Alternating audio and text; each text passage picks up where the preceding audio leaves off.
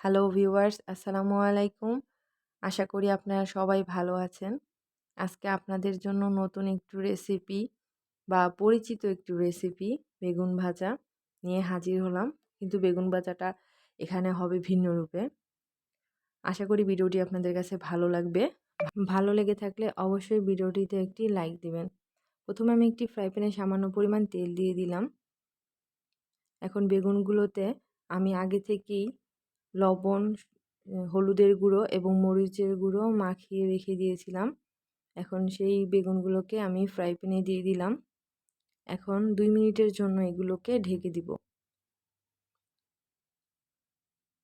২ minute পর এখন আমি বেগুনগুলোকে উল্টে দিব।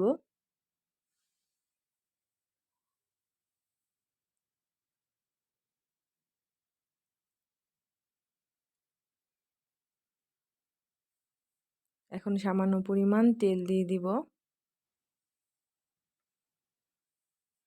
আবার ২ মিনিটের জন্য ঢেকে দিব।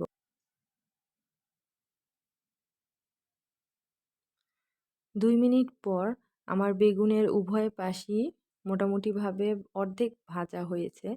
তো এখন আমি এগুলোর মধ্যে কিছু কুচি করে রাখা কাঁচামরিচ দিয়ে দিব।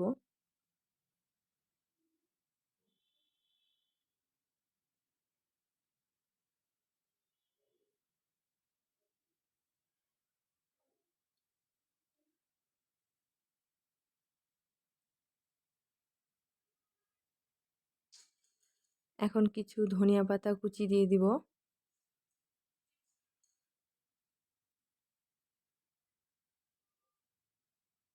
বেগুনগুলোকে আস্তে উল্টে নিতে হবে।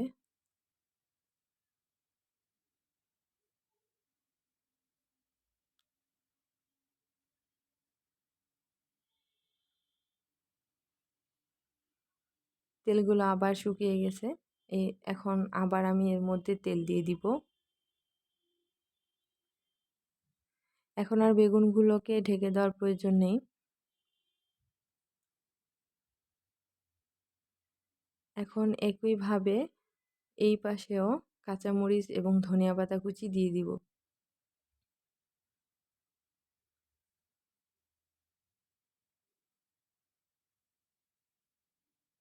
বেগুনগুলোকে আবার উল্টে দিতে হবে।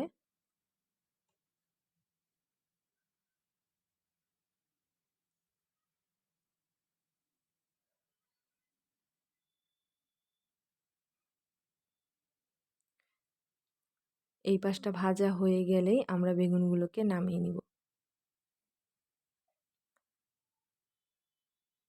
এখন নামিয়ে নিচ্ছি।